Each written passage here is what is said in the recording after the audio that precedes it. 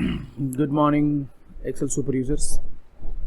Today we are about to start the 4th day program. Again, in our previous day we missed few functionality. I couldn't able to complete that fully, so we are about to go back to that first.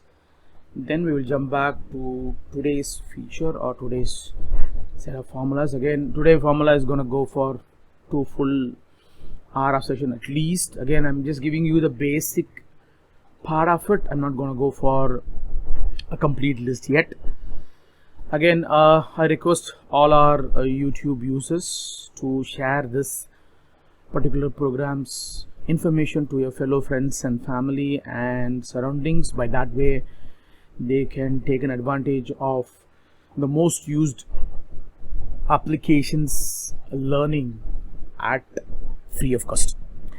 If you have not subscribed my channel before, please do subscribe it and click the bell icon to know more about what is the next video that I'm going to populate now. So before I start this, let me just close this data and then I'll go back to the one which we did yesterday. In the yesterday's functionality, we talked about things like how to work with text splits, text before and text after, text join, concat, exact, left, right, trim, len, and column, text to column, autofill, unfills with a flash fill in it. Today we are going to jump to conclude our partial extractions. So when I go back to the data, so last night or in a previous session we talked about extracting the data to the right, and then I used the text after function in Office 365. I used the search and left functionality, and then I used text before. The one which I'm about to do right now is going to become more complex. This is what I'm about to do. Now I'm going to extract a number from my complete part number here. When I use this, again, in the new school methodology, it is going to be really very easy to do so. But in old school, we have to really learn a lot, and then we have to know how to do this better. Again, I thank my Guruji, Mr. Mike Griven from Excel is Fun, and he is the one who gave this sheet to me, and then he's the one who even taught me how to do this better. And he always tell me that we have to do things in such a way that it is easy to work out, and then I can get what exactly I wanted it out of it. Normally when I work with a larger formula, so this is the formula output that I will be getting at the end of the data set. What I am about to do right now will be, so let's see how to extract this data better. To do this data, I'm going to use it stage by stage. Again, in our yesterday's formula, when I partially extracted the data from the leftmost part of my part number, I cannot do that because my length is not consistent. It is varying for each and every name in here. So I used the search function and then I extracted it later. Again, when I go down to this portion, this is going to be even more challenging because this is going to have the data, or the data consisted right now in the middle part of my part number. So I'm going to extract these IDs from this particular data set. To achieve this, I can either use a search function, but this time around I'm trying to use a find formula here. So to do this, I'm going to select all the data because I don't want to copy paste this one by one, or I don't want to give a control D later. So I'm going to just equal to find, and then I'll just give a tab and give control A. That's going to populate the data and I'll ask you a question. So what is the text that you want to find out? Again, the common delimiter in my part number in this scenario is hyphen. So it bifurcates the data better. Normally in a normal culture, we will either have maybe a space in between or some other thing that is relevant for it. Again, in a part number, generally we can see this often. So I'm going to give an hyphen in here, and then I'll give a tab. I'll ask you where the text lies, and then I'm going to tell the system that the text lies here. When I give a control enter, that's going to populate all my data, and then it's going to give you the number for me. You can see that how I'm building it at the last line. So this is going to change as I keep filling it, and it's going to give us a lot of information here. So when I do this, again, I'm getting the number where my hyphen actually available here. What I want right now is I need to extract the data from the middle of my data set. So I'm going to just again reselect the data range again, F2 edit, and place the cursor before my find, then add the formula called mid. When I go for a mid formula, the mid formula starts with what is the text, and then comma, it's going to say where you want to start with. I want to start with the hyphen here, because when I use a search function or a find functionality, it always goes to the first hyphen available. It cannot pick up the second hyphen and third hyphen automatically. So my starting number is the find function that I'm going to deal with it. I'm going to give a comma, and I'm very fortunate that my len in here is only 3. If it is the other way around, then I'm going to be in a spot of bother. So I'm going to just give 3 here and close the bracket and give control enter. That's going to populate my answer. Again, now you can see that the answer comes up for me in the last line. Again, I have one situation here, that is you are not seeing the complete number because it is pulling out 3 characters for me from my hyphen. But unfortunately, I don't need the number, the ID to extract from hyphen. I want the ID to extract from the number field. Again, I'm going to give an F2 to make this data work better for me. So I'm going to go back to my find. After the find, I'm going to add 1 character here, so that when I find the data, it's going to take the data after the hyphen, not in front of my hyphen. So I'm going to give a control enter. Now you can see the numbers are coming up here. Again, this is where my real catch will come into play. Again, I'm going to take you to the data type here. So if you closely watch, when I type anything on text, the data will appear on the left hand side. When I type something on the numbers, that will appear on the right hand side. But even though I'm extracting the number, still it is showing the left hand side because I'm using one of the text formula called mid. So when a text formula is used to extract a number, it still be in text format for us. Again, to breach this, I can either use a double minus in front of my formula, or I can either multiply this result with a 1 or divide this result with a 1. Don't ever use plus or minus because that's going to reduce the number here. I want the number to be retained exactly because I'm going to extract based on this number with something else, and I'll show you what I'm going to do when I come back to partial VLOOKUP learning for us. So this is going to allow me to get that thing done, and again I'm going to use it in 2 different dimensions. The first dimension that I'm going to do is I will add a double minus in front of my formula and give control enter. That's going to automatically swap the data. That is one way of doing it. I have already did that in this data set here. So I'm going to just change this, not the double minus. I can either do a multiply by 1 or divide by 1. I'm going to use the multiply by 1 here. I'm going to again select the range, F2. Instead of using a double minus in the first line, I'm going to multiply that with 1. Control enter. That's going to give you the same answer. So now my answer comes exactly. If you want to check whether your answer is right, I will use the exact functionality here. I'm going to copy paste this and check out whether all are true. So all these dimensions are true. The problem that I will face when I do this right now is, even if my data set is not in a right format, the system still going to give you the answer called true. Exact function only takes the number, it doesn't take the format in consideration. So sometime when we check the exact feature, so the formatting doesn't matter for it. According to it, if the numbers are one and the same without any before spacing or after spacing, it is going to give you a true answer for us. Again, this is where the text before and text after will also struggle a bit. Again, the formula that I've given in here, the text before and text after makes our life a little more easier, but the formatting part, again, we have to use the Excel's so-called feature, that is either a double minus in front of it, or you can either multiply or divide the result with 1 here. So let's see how to do that. So I'm going to use a spell effect here. So I'm going to just equals text after first, and then I want to pull the data from 2, 3, 4 here. I'm going to just select the whole data set here, and then I'm going to give a comma. And if you want to see this how it works, then you use function argument here. I'm going to say equals text after, control A. That's going to give you the pop-up here, and then I want a spell effect to come into play, so I'm going to select all of them here, and then I'll give a tab down. So when I tab it down to the next line, so that's going to give you the delimiter. The delimiter is going to be hyphen. Again, when I do that, when I populate this to the next list, automatically it's going to extract everything, but I am interested only in the first instant, not in the second instant. At the moment I want all of them, so I will be happy with using the first 2 syntax of our data set. I'm not going to use the third one.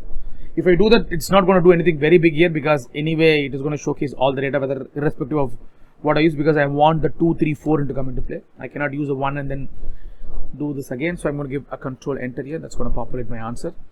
Again, this time around, I am not going to use the function argument. I'm going to go back to this data, and then I'm going to say text before, and then I'm going to select all this data, that is the text, and then I'm going to give a comma. That's going to give you the delimiter automatically for me, and then I'm going to close the bracket at last and give a control enter. That's going to populate my list here. Again, I'm giving text before and text after. Again, I should have given the argument here, so I want this to happen before I gave the formula here. So I just want to add okay, it's giving you a very weird answer for me.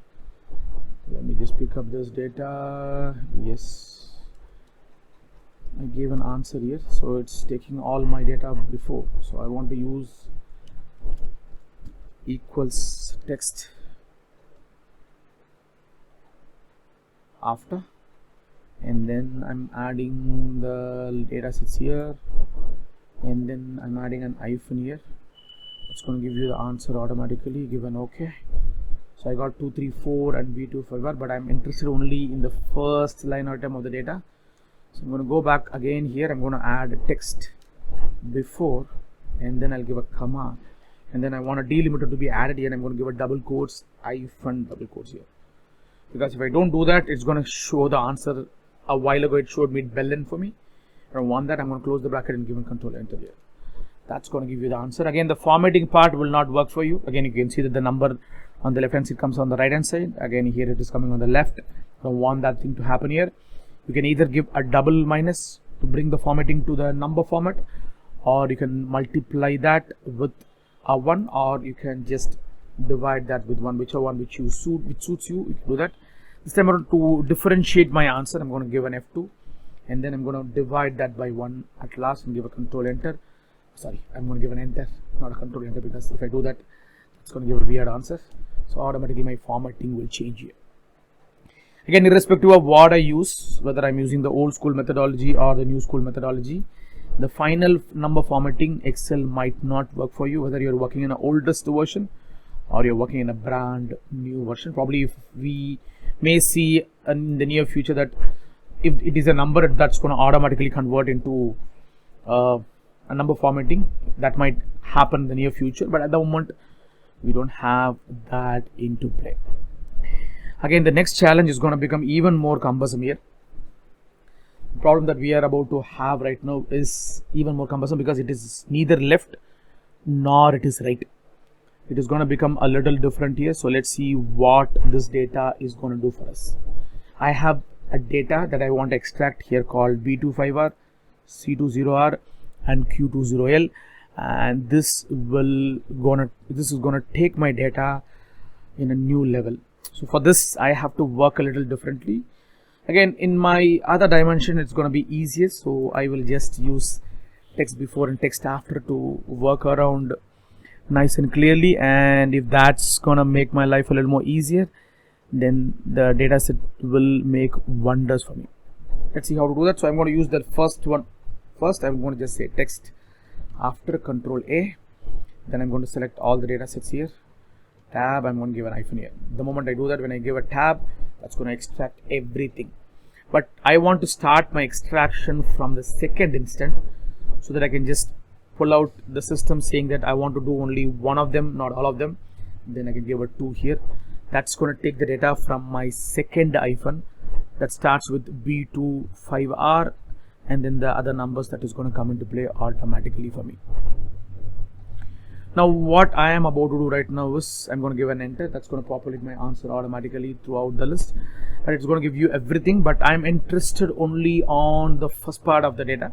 I'm going to hit an F2 again, and then go back to my first formula called text before, and then at last I'm going to give a comma and then say that please bring the data in front of my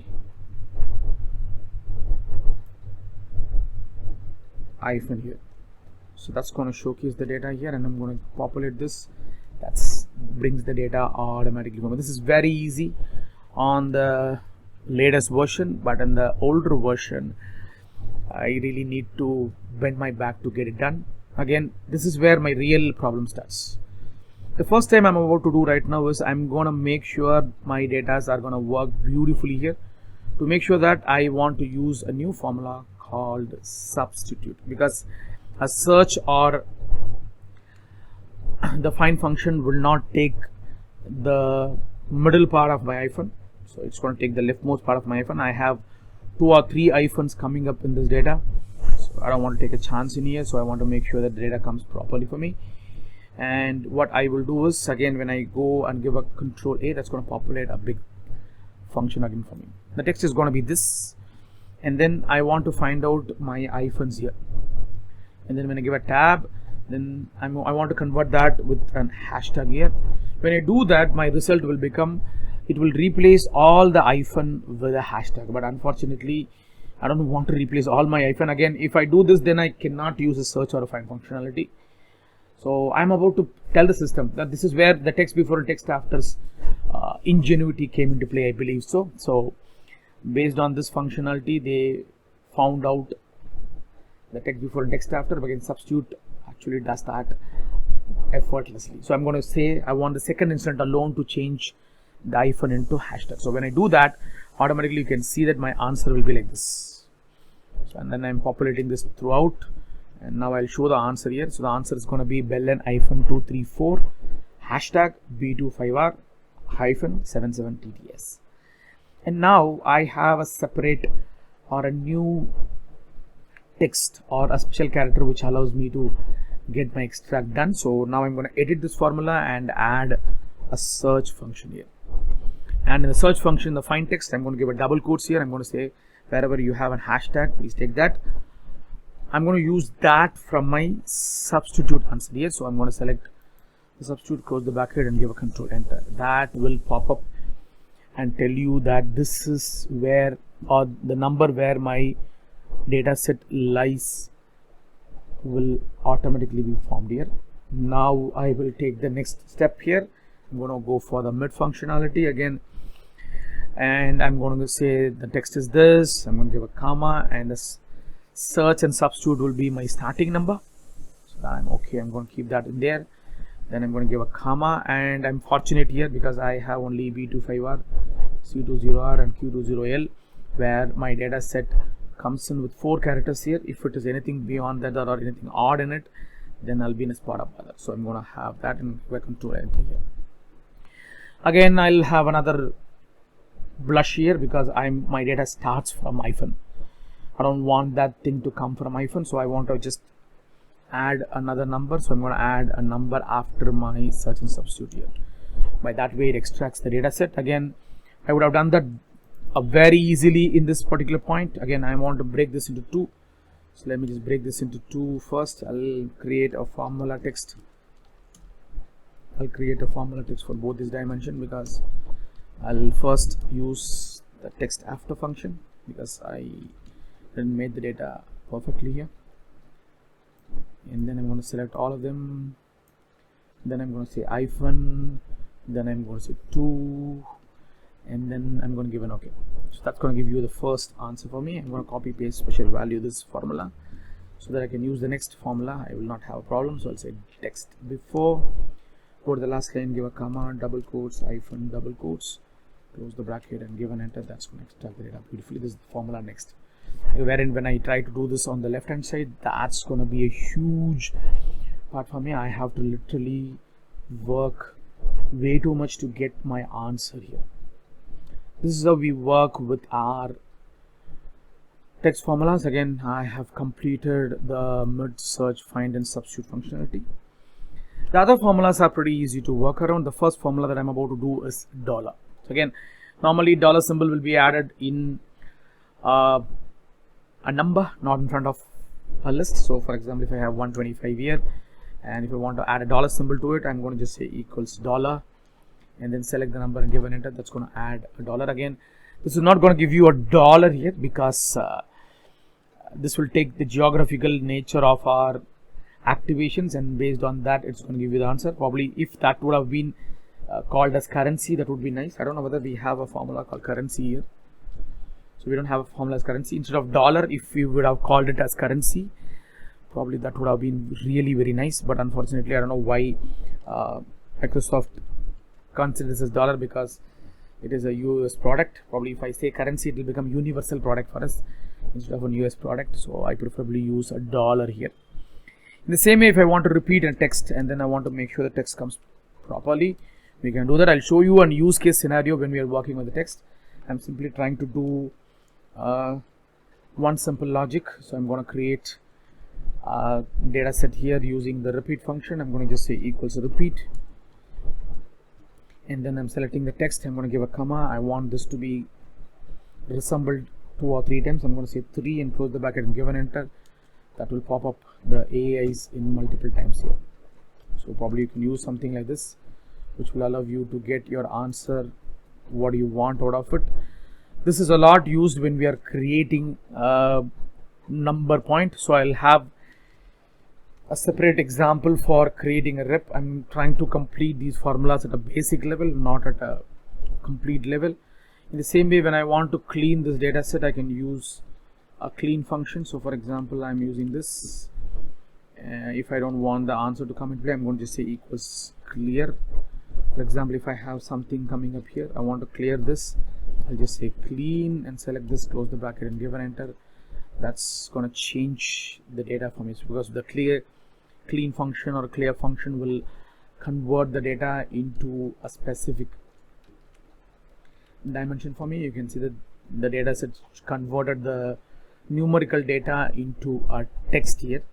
That's what a clean function will do, and we will learn more about it as we go forward. At the moment, I'm trying to extract or give you all the data set related to a text function. I'm giving a small ideology. We will see how we're going to use all these dimensions for a specific field here.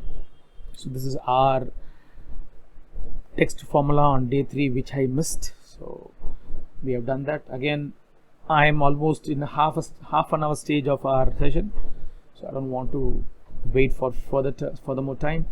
I would like to open the 4th day class for us, so I can continue for the 4th day sessions too. So again, I'm welcoming you all back for my 4th day sessions. Again, this time around we are going to see a hell a lot of formula. Let's see what are these formulas are available for us and then how we're going to use it. I'll start with a simple logic first, and then we'll go for the formulas as we go forward, because I don't think I can achieve a lot today. So we will start afresh when we come back tomorrow on the other dimension of it. So I'm going to work on formulas, which is really very useful for us, and I'm going to start with a simple data dimensions. So I'm going to use the first 3 information. Again, here if you want to build a data randomly and you are going to keep the input cell from a specific data dimension, you can do that with ease. So if you are creating some dummy data, you don't want to manually build it. I used to do it with a large logics, like I use fill series to build that data, but this time around I'm going to use one of the formula called rand array formula here. So when I go for a rand array formula, that will make my life a little more better. So first of all, we'll learn few formulas. Again, we may not be able to use this formula for a lot of things, but the advantage of using this particular data set will be it will allow you to randomly create a number without typing them manually. So let's jump back to the first list. So I'm going to take the first formula. Again, there are few formulas which is all version, so the first 2 formulas are all version. The third formula is not all version formula, it is Office 365. Again, here when I come back to this data, I want to add one more dimension here. I'm going to teach you one more dimension called refresh, and difference between a refresh and a sheet refresh here. So when I normally go for refresh, I'll give F5. When I go for a sheet refresh, I'll give F9. So F9 refreshes all my formula with these in the entire sheet. Normally we use this when we work with a pivot table. Again, we have better usages nowadays.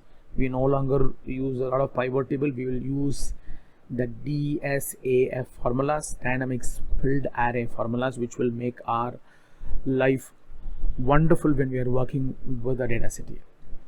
So let's see how we're going to use these dimensions. So first logic is I'm going to create a rand here. A rand formula is nothing else a random formula. So when I give a function argument, this is the first formula. I think this is the last formula also. It doesn't have any syntax to come into play. You can see that it is giving you what the formula will do for you, and it is never gave you anything. When I use a rand functionality, I'm going to get a decimal number as an output, and that to a positive number. I get a number between 0 to 1. I won't get a number below 0, nor I'm about to get a number above 0 here. When I give an enter, it's going to populate, and if I'm selecting this to more than one cell and then hit a control D, that's going to populate this data better for me. Again, there is one weird thing will happen in here, because once you have cleared this, if you don't want these data to be keep changing, if I press F9 right now, my number, this will work for me beautifully. So I'm going to refresh this. So when I say press F5, you can see that again I'm not giving F9 here, I'm pressing F5 here, the refresh part, because if I give an F9, probably my Camtasia Studio recording will be passed. So I gave it once and then I removed the pass again, so I'm using F5 right now instead of F9. You can still get the answers waiting here. If you don't want this answer to come, if you are happy with the numbers that you got and then you no longer want this number to be dynamic in nature, then you can paste special this into a value. Again, this I can do it with two keyboard shortcuts. If you're using latest version, then you will use it in two different dimensions. I'll copy the data by Control C, and then I'll give Shift Control V or Control Shift V to paste special. So this is the keyboard shortcut for Google Sheet. Again, if you are using not the latest version but the old version, then you will use Alt ES V to populate the paste special and convert that into a value. So again, here the paste special value will happen automatically when I use Control Shift V or Shift Control V, whatever you type first. Based on that, the data set is gonna move here, and we will see how these data are going to change here. So now I can use the Control Shift VL. I'm just say copy this, Control C, Control Shift V will work for me because I'm using Office 365 here. This is the rand formula. Again, when I go for the next formula, that is called rand between, again this is where my formula becomes a little more better, because I can give any number when I use a rand between, and then I can start from a negative number to a positive number if I wanted to. So that is how the formula is going to work for me. I'm going to keep the data set in such a way that my formula will be working from negative to positive. Again, this time around I'm going to use a Control Enter option to do so. I'm going to select the range where I want my answer to populate, and how many line item that I've chose, I don't know. I'm going to select this. I say I have 9. Let me convert this into 10. So I'll select one more additional line item here. I'm going to select 10 numbers here. I'm going to give equals rand between, and I'll give a Control A. That's going to populate a box, and this time around we get a syntax here. Again, a rand between number, say I can put a lowest number and I can put the highest number, and then any number between that will automatically come into play. And then you can see the bottom says the smallest integer and the top will say the largest integer when I move the cursor down. So I'm going to place the data in such a way that I want to give minus 25 here on the bottom and 25 on top. When I give a Control Enter, that's going to give you an answer between minus 25 to 25 here. It doesn't go below than this, it will not go above than this. Again, if I'm happy with the numbers that I got here, I don't no longer want this as a dynamic formula, because if I press F5, this is going to change. So I don't want this to change regularly. I want this to go in a different dimension altogether. So I'm going to press F5. You can see that the numbers are changing. Again, when I try to select the range and then when I press F5, that is going to go for the go to special option automatically. Now you can see that when I select this range, when I press F5, it is not going to refresh the data, but it is going to go for the go to special option for me. But when I move the cursor out of the selection and hit an F5, that's going to refresh the data for me automatically. Again, I don't know why it is not refreshing right now. It is still showing the special option for me, but generally it refreshes the data for me. I don't want this to be a dynamic data set anymore. I want them to be a static number here. Then what I'll do is I'll select the range here. Instead of using the first keyboard shortcut Control C and Control Shift V, I'm going to say Control C and then I'll say Alt ES. That's going to pop up the box here. If you're using the old version of Excel, probably this will be the go-to way of converting a formula into a text. And then I'm going to press a V. That's going to take you to value. When I give an enter, that's going to populate the data set here. We will see a separate data set as we go forward, because I want to talk more about the pay special here, because pay special will do a lot of things here. It converts, now I just converted it into a value. You can maintain a formula, you can maintain a format, you can find out validations and comments, notes, you can create an operations here, you can skip blanks here, and then you can even convert a data from column to row and row to column using a transpose options. In Office 365 we have another formula called transpose, which will be a dynamic spilled array function again, so you can work around on that too if you wanted to. But again, I'm going to talk about the paste special as we go forward to a better point and a better situation here. So now I got the numbers and it's no longer a formula, it is all number for me. Again, when I talk about the next formula, this is the best formula as far as I concerned. So I'm going to create data with two different dimensions. I want a set of information for me, and then I want to work around with the data. So I'm going to just say I want to build this data completely. So I want to build by the following instructions. So I'm going to just say date start and then date end.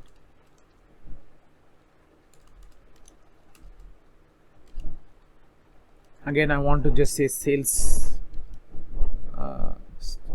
amount start and sales amount end. So I want to say the starting number and the ending number here. So this is what I'm going to use for my formula to make it better. So now I want to create a small data here. I want to go for the date and then I want to go for the sales turnover. So for this I'm creating a formula here. So I'm going to create this with the rand array functionality. So for the rand array functionality, I'm going to tell the system when to start. I'm going to say I'm going to start the data from 6/1/2025. Then I want this to go until 7/2/2025 as our program starts and ends. And I want to create small data sets here where I can play around with it. So I want a number here which says I want to start with 6,000 and I want to go until 18,000 here. So this is the start and end number that I want to build here. When I go for a rand array function, again rand array function has spill effect automatically in it.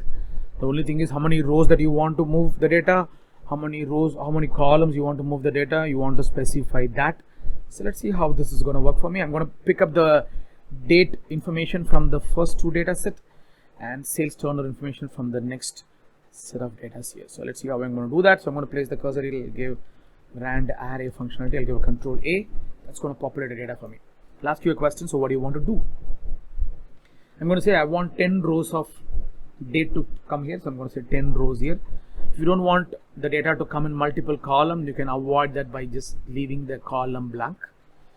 And then when I go for the minimum number, my minimum number has to come from this particular cell, tab, and maximum number should come on this number, tab, and then it will ask you whether you want a number to be in an integer or in any other dimension. You can specify that. I will give a true here, that's going to give you the numbers in an integer format.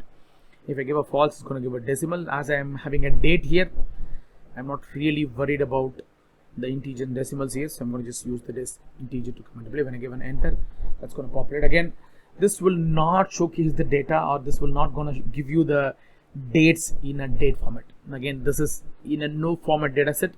When you go back to your home, you can see that it will be in general. I don't want this to be in general, so I'm going to convert that into a short date. The moment I do that, that's going to change for the first line. Let me just add them all to the other dimensions too. So now it is giving you a random date between Jan 6th to July, February 7th. So you can see the data sets are changing a little differently here. You can use and you can see the changes happening here. So what I am about to do next is I'm going to make sure that the data comes for me on the other end. Also, again, if I want an integer number, I can do that. It's up to me how I'm going to do that. I'm going to just again go and create a rand array functionality here. Control A. Again, I want this to be 10 rows and no columns, and my minimum number has to be 6,000. The maximum number should be 18,000, and I'm going to give a false here because I want a number in decimal position here. When I give an enter, that's going to populate the data automatically. Again, when I do deal with it, there is one real weird point that will come into play. My formatting of the system is not that great, like I got it in my date. So I'm going to select the whole data, and if I want the format to happen for the current data set alone, then I'll hit the format button here. By default, this will become a number format and it will give you only 2 decimals automatically. We'll talk about this much more as we go forward. So this is how I'll create rand between and rand array functionality. So the formula wise, there won't be a bigger difference because here I've changed the formulas in these 2 dimensions. Only in here I'm keeping the formula. So my formula text will showcase the data like this for me. Again, I cannot take this data all along because as it's a data set here, and I'm going to use the same logic for the next column too. Again, in one place I use the true to get a non-decimal integer, and in one place I've used false where I need a decimal to come into play. So this is how we will play around with the rand between and rand array functionality. I would like to jump back to our data set, and I want to go and teach you one more dimension here called fill series. Again, this is one of the ribbon function that we have here. This is available in your home tab. When you go to fill, you can see this here. Again, I have a keyboard shortcut for fill series in 2003 version, and anything on 2007 and above will be a little different here. So when I go for 2003 version, I'll just say Alt EIS. But when I work on the latest version, I'm going to give Alt HFIS. So that's going to be a little different here. That's going to be a little lengthier here too. Again, both of them is going to populate the data automatically for you. Don't want to worry about how these data are played or how these data are going to work here. You can work the data accordingly here.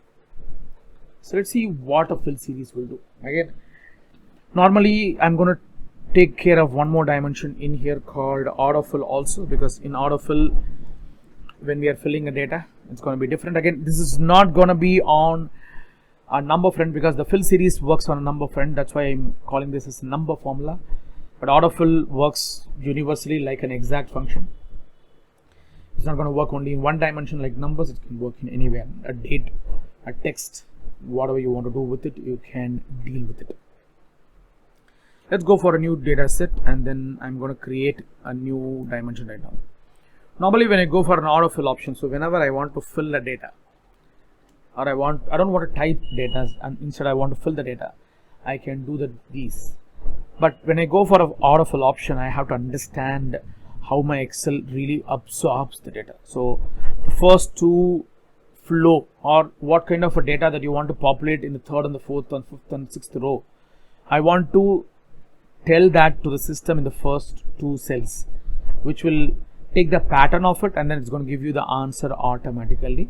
So for example, if I want to get 5 tables here until 50, so I'm going to give the first 2 numbers in the multiples of 5. And now when I select these 2 dimensions, so we talked about this a while ago when we come back to when we learned about cursor. When I place the cursor, now the cursor is in the selection mode, and then when I move the cursor to the bottom, you can see that it is going to become a function where we can drag the data. And then when I go for the bottom part, you will see the fill dot, and then when I move the cursor, you will see a fill handler. When I drag this down, you can see that the numbers are coming automatically in a particular pattern here. Again, using this with a larger number will be a real test for me. Probably I can either use this with a formula, or I can use this with a ribbon function here. The ribbon function is what I'm about to talk right now. the ribbon function will be a fill series. If I'm going to talk about that as a formula, then I will use a formula called sequence here, because sequence function will allow you to really create this, and this will become dynamic for us when we work with the data. Again, I'm going to use the data sets here, and I'll show you how I'm going to use one by one here. We already talked about the fill series keyboard shortcuts here, so the keyboard shortcut for the fill series will be this.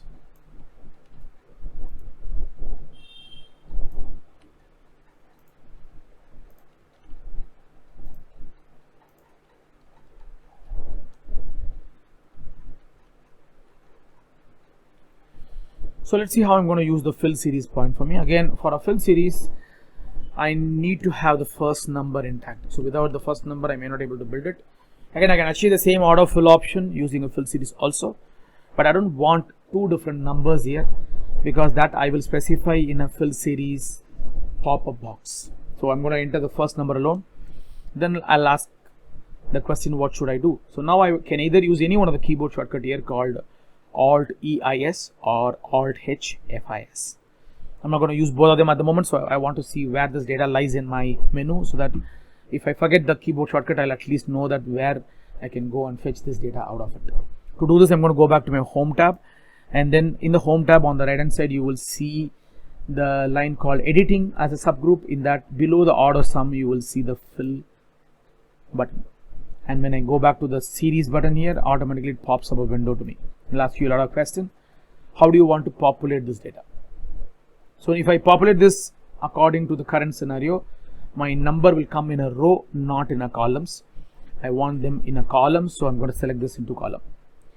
And I'm not going to work up think much about the type at the moment, because whether I give a linear or growth or date or order fill, it's going to change accordingly. So at the moment, I'm dealing with a number, not with a percentage here. So I'm not going to use the growth function here. I'm not dealing with the date either, I'm dealing with the number, and the autofill option will work a little differently. So let's pick up the linear, or I leave the type however it was or however it is. Now I'm going to change the step value here. I want to increment this number by 5, and then I can also tell the system where to stop it. If I don't know how long I'm going to go forward, then I handle this data a little differently. But if I know the end number automatically, it's not about number of line item that I'm trying to fill here, then I'll give the end number here and give an enter. That's going to populate the answer automatically. Again, if this number is going to become humongous, if I want this 5 multiples to go until 5,000, I can still do that. Again, I'm going to delete this part. Let me just rebuild this again. And this time around, I'm going to build them completely using a keyboard shortcut. So I'm going to say Alt EIS, pop up, Control C or Alt C will take you to column, tab it down to the last line, increment the value by 5 and go until 50,000 here. So this is going to be a large number. When I give an enter, that's going to populate all the way until 50,000 rupees. You can see it's incrementing by 5 in every line. A large number can be easily done. Here I will not use autofill, because if I use that, I'm going to sit and drag for a very long time, or my dragging will go way too beyond than that, or I have to literally control and contrast the dragging component so that I get exactly what I want to get out of it. Again, this can be easily avoided. Again, this can be worked very effectively also if you wanted to. Again, I'm using a number field here. This time around, I'm going to just make this to a date field for me. Again, when I work with the date field, remember that in Excel, when we are typing a date, there has to be a small concern that you have to do with. Again, what your system date or how your system dates are panning out here. So based on that, the system dates has to be given properly. I'm working from India, so my system date will be in this format. So DD, MM, YYY. If I'm working in America, then that might change a bit. So I will work the data in this particular pattern. But if I'm doing in data analytical, if I'm in the world of data analytics, then it's going to be literally ulta. So please be sure that how your date format lies in here. And when I come back to my date below here, in the date format, you can see that my date comes as 9th of Jan 2025. So you can see that it is coming DD, MM, YYY. So why I mentioned this, and then when I fill the date, I will always give an hyphen as delimiter here. By that way my data will work speak and span for me. So I'm going to fill our data here. Now I want to fill the whole year of 2025 from the day 1 to 31st of December 2025. So to do that, I'm going to go back to that fill series. I'll say 1-1-2025 rather. And now we can see that the system comes in place here. When I place the cursor in the date, my formatting will automatically jump to a short date here. So you can see that the dates are changed here. When the cursor was below, it is general, and the cursor is in the date because the system reads what I typed inside the data set here. So that's going to showcase the date here. Again, to bring back the fill series option, this time around I'm going to use a 2017 version keyboard shortcut, Alt-H-F-I-S. It's giving you the same data. And if you closely watch now, the data set is changing a bit because my system read the data in such a way that the type is become date for me automatically. The only thing that I want to do right now is whether I want to populate this data in a row or column that I want to tell the system. I'm going to give Alt-C, that's going to take the column and tab it down. And if I want the date to come all dates, so I don't want only the weekday, I don't want only one day in a month, I don't want the one day in a year, something like that. If I want all my date to come into play, I will leave the date unit as day, move this data, the step value will be 1 and the stop value is going to be like this. It's going to be date first, year, month next, and you can either type the whole year or you can type only the fag end of the year alone. The system will understand the years completely and then it is going to populate the data. It's not going to give you a wrong answer here. When you give an enter, it's going to populate 365 day for me automatically here. But here comes the next change. I want only weekdays here. Again, I cannot get the weekends alone. You can get the weekdays here in a fill series. To achieve this, the only change that I'm going to do when I pull this data is I'm going to tell the system that please populate only weekday. To do that, I'm going to again use Alt-H-F-I-S, Alt-C, tab. In the day unit, I'll select weekday, and then I'm going to follow the other dimensions as it is what I did while ago here. This time around, you won't see 365 days because 51 or 52 weeks of Saturday Sundays will be removed automatically, so you will get only 261 days, I believe so. 104 days will go off out of the equation here, so you won't see that many number of days here. So 261 days you will get somewhere around. And if you want this to come as a month, then you can choose the month here. I'm going to just pick up the fill series.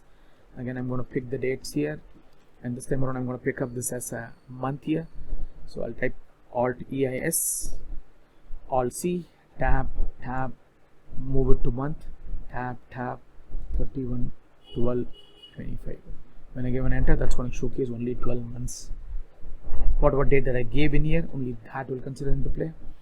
Again, if I want this to be a year, that's going to be a challenge. I cannot give 25 right now, then it will give only 1 year. So let me type something which is relevant to this. Now I want year alone come into play. Alt-E-I-S, Alt-C, tab, move it to year, tab, 31st of December 25.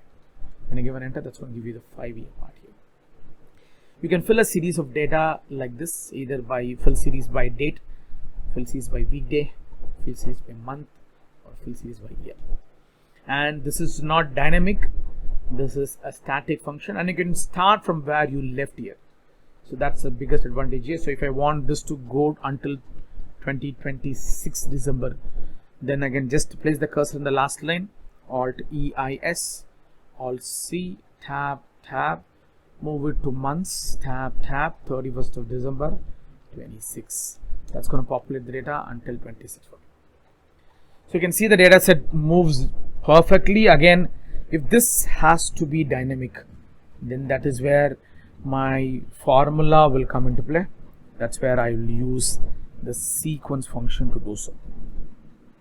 Again, we are seeing anything and everything at an elementary level. I am not teaching this in a bigger level. As we go forward in the use case scenario where I can use sequence better, even in a what if analysis, I can use a sequence functionality for a dynamic year proportions here. We will see that as we go forward. We are in the Excel uses series 6.0 super user program at basic introduction on the math and trigonometry, and I also added a statistical formulas here, but I don't think that I'll even touch or complete the math and trigonometry formulas that I mentioned in here. So we have a lot of things to cover here, so let me just pick up this, and when we come back here we'll continue our day 4 functions on the day 5 also. So let's see how I'm going to do this in another dimension. So what I can do right now is typically whatever I did in the earlier dimension, I can set this dimension. So I'm going to copy this and then I'm going to paste it somewhere over here, and then I'm going to call this as step. So this is where I'm going to work on it. So I'm going to go back here. I'll say 1 1 2025 31 12 2025. So now I want this to 15 days. So now I want to populate a date here, and I want the date to go with the 15-day interval. To achieve this, I will be using one of the formula called sequence. Again, sequence works typically like our rand array functionality. Let's see how I'm going to work on it. When I give a control A, that's going to populate the data here. Again, if I don't know the number of rows and columns, then I have to work accordingly. So if I'm going to put a 30-day period here, then it is going to give you a 12-month data sets here. So then I can mention the number of rows very easily. And when I say 15, it is going to become a 24 line item here. So when I start with the sequence functionality, I'll ask the system to go for 24 rows here. If you want multiple columns to be added, you can add them here. So I'm going to give a tab here, and then I'm going to leave the column blank because I'm not going to fill this data in a multiple column. I'm going to fill them only in one column.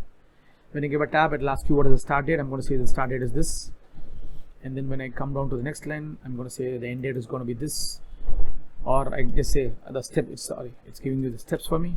So I'm going to pick up the steps as 15 here, and I give it data, and then I don't have an end date here. When I give OK, that's going to populate data for me. But unfortunately, it is going to give you an answer in a number format, in general format rather. I'm going to convert this into short date here. Automatically you will see every 15 days once the data are populated here. It populates until the 31st of December here. Again, I gave 15 in here, so if I make this as 30, then it's going to reduce the number to much lesser one. Again, I gave a lot of information here, so it has gone for a bigger rows here. It goes for 2 years, and if I change this to a 12 line item here, then it's going to only showcase 1 year for me. And if I say this, I want every 60 days once, and that's going to change. Again, if I say every 90 days once, it's going to change again. The number of years is going to really boost up here, and the number of years is going to go very big as I type here. So I can control the entire data set by a list. Again, these are not formulas, these are all ribbon functions, and when I come back in here, this is a formula for me called sequence here. Sorry about that. I gave a sequence again. I should have given a formula text here, but I gave a sequence here. So now we can see that data set comes beautifully for me. It is I am picking up 12 rows to fill in place. I'm going to say start it and end it. If I want to make the data look better, so we will even make the data better by using the name manager as we go forward. So again, I'm touching the very little logic of our data sets here, so called the sequence.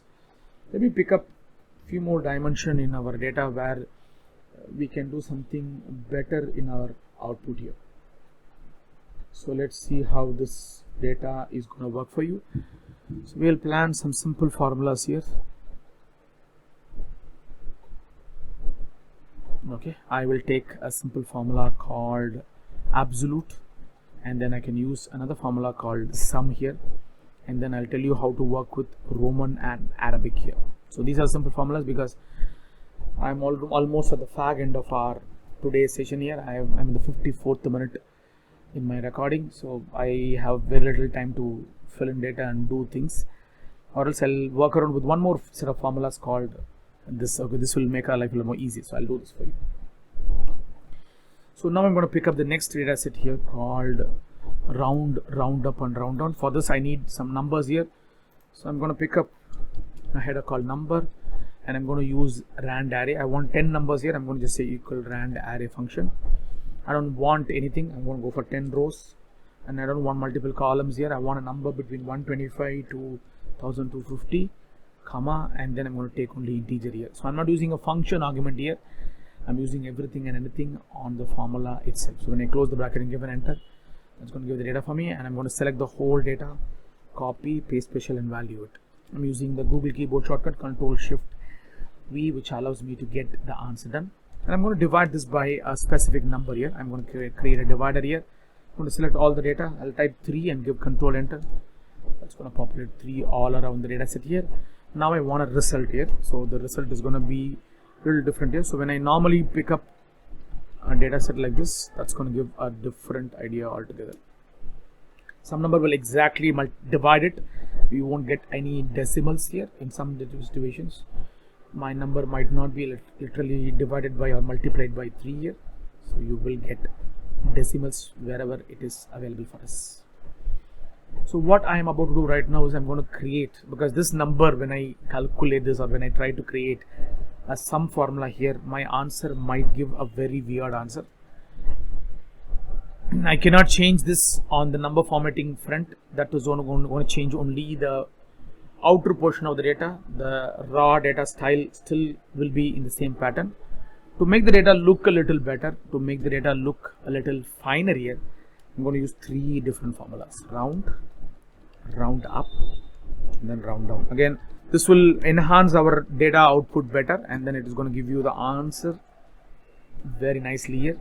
But again, there is a catch in every data set. Yes, when I go for a round, I will call this as normal rounding off, and then this will be an upward, and this will be a downward rounding off. So the term and the formula itself denotes you that information for you.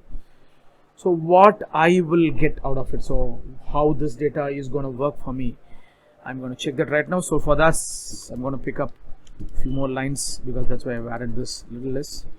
So the first logic is the data should be greater than or equal to 50 naya paisa. If my decimal numbers are going to be this, then what will happen in my data set will be, it will move the data to the next rupee 1. If the number is below that, then it is going to go for the previous rupee 1, or else it will just remove the decimals out of the equation. It will go downwards automatically when I work in a round function. Round function works like a person with the right proportion here. He will never go for one-sided results here. Wherever it has to go downwards, it will go downwards. Wherever it has to go upwards, it will move the data upward for you. So based on your requirement, based on your data available, it's going to change. But this will not reflect when there is no decimal in our data sets here. So for example, I'm going to do this. Again, when I work on this, I'm going to use a spell effect here. So I'm going to just say equals round. And I'm not going to use the name manager. Oh, sorry. I'm not going to use the function argument here. Sorry, I'm blabbering a bit today. I'm sorry, because I'm having a lot of things in my mind running in here. So how do I do this LV? When I go down to this round functionality, if I use a function argument, I am in a spot of bother, because as we all know that when the syntax comes in bold, both the function has to be used. Without that, the system will shout at you. But again, when I'm using this without a function argument, then I can cheat the system here. So I'm going to select the whole data here. I'm going to give a comma here, and I'm going to leave the second part without touched. The system will understand that as a 0 for me. I don't want to specify it, because I want a number to come only in an integer, not within any decimals. If you closely watch, once I do that, wherever I have a number below 50 naya paisa, that goes to the integers here. Wherever the previous integer, rather, wherever I have a number with the higher decimal portion or above 50 naya paisa, will go to the next 1 rupee automatically. Wherever I don't have a decimal portion at all, it remains whatever the term as it is. When I give an enter, that's going to populate the list. You can see that my decimals are removed, and you can see 175, 300 comes for the first 2. Then the rest of the 3 numbers are going 1 step ahead. The 4th number remains same, 5th number remains lower, 6th number goes up, 7th number goes up, the last number remains to the lowest numbers downwards here. If this happens in the next instant, again when I go for round up, again it is only going to go upward. so it doesn't bother much. Again, the logic behind will be is this: even if a naya paisa is there, this is going to jump to the next 1 rupee. If there is no decimals, it will be retained automatically. So it's going to retain in the previous 1 rupee with no decimals in it. When there is a decimal, it will always go for the next 1 rupee automatically here. So when I come back here, I'm going to follow the same logic again. I'm going to just give equals round up, select all the data here, give a comma and give an enter. That's going to populate all my data, and you can see most of my data are gone to the next 1 rupee except this number, because this number doesn't have a decimal. Again, the third one is going to be a challenging one, because this is going to go downwards. Even if the value is literally to this number, it never goes to the next 1 rupee. It will always goes to the previous rupee one only.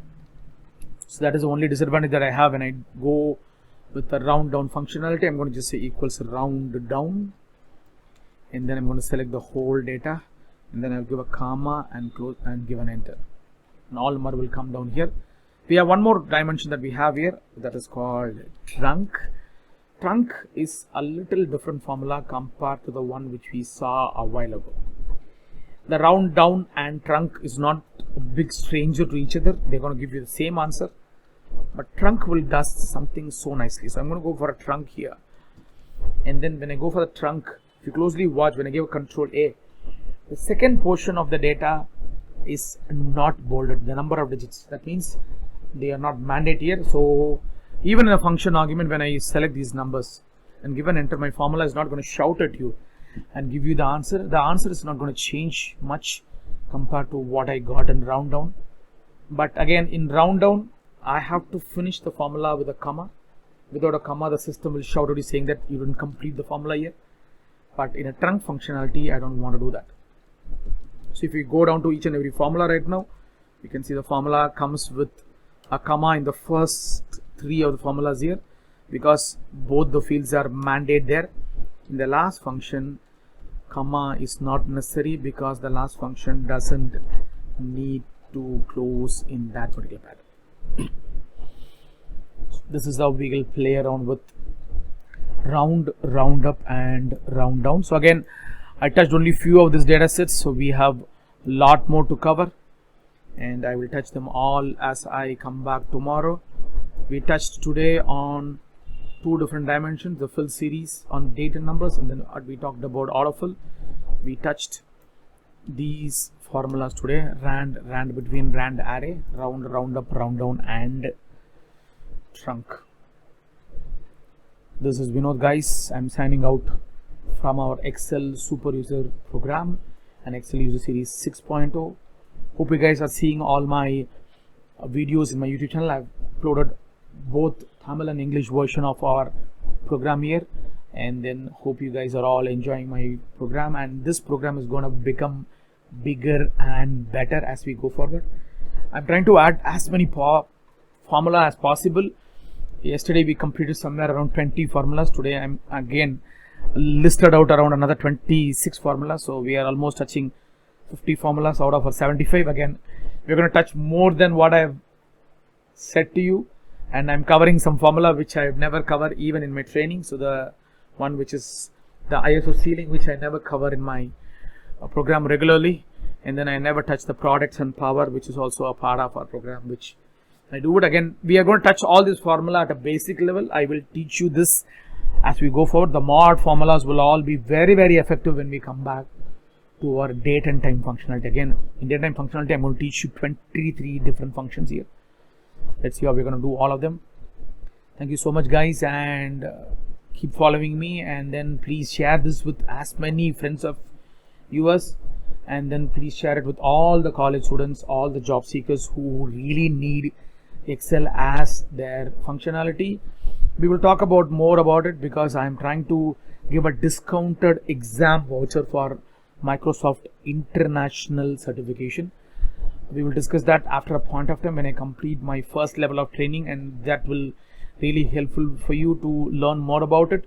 We will talk about the internet certification sooner. I'm getting a big offer right now from the Microsoft to give this vouchers at a much lower cost. So we are about to work on certifications also. Those who are interested in certification, please comment me in my YouTube channel.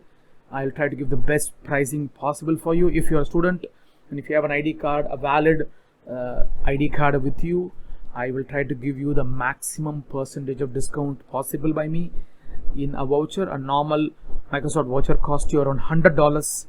I will try to give it to you at $75 to $50. So based on your availabilities and based on the number of exams that you're going to pick. So we will see how we're going to use all of them very effectively. But let's learn this. And when you are ready to take up examination, we will take up an examination also in this and get certified directly from Microsoft here. Thank you so much, guys. We'll see in our next class where we will continue our number formatting or number formulas again. Cheers. Have a great day ahead.